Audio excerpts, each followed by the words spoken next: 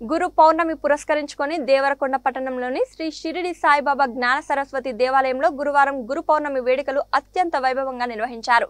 ఈ సందర్భంగా సాయినాథుడికి అభిషేకం నిర్వహించగా హిమాలయం నుండి తీసుకువచ్చిన గంగాజలంతో భక్తులచే అభిషేకాన్ని నిర్వహించారు.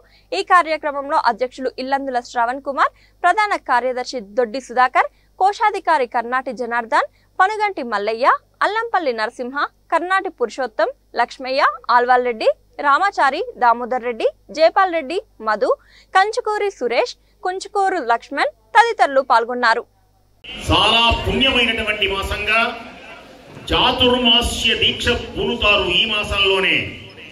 అంతేకాక మహావిష్ణుమూర్తి పాలకడలిలో శయనించి ఆనందాన్ని కలిగించి 4 నెలల తర్వాత కార్తీక శుద్ధ ఏకాదశి నాడు ఉత్థాన ఏకాదశిగా ఈ దివ్యమైనటువంటి విశేషములతో మనకు గోచరం అవుతాయి. ఈ ఆషాఢ మాసంలో కొంచెం భగవన్నామాన్ని విన్నా జన్మలు తరిస్తాయి. మొదటి గురువైనటువంటి దక్షిణామూర్తికి నమస్కారం. అందరూ కూడా ఒక్కసారి నమస్కారం చేయండి.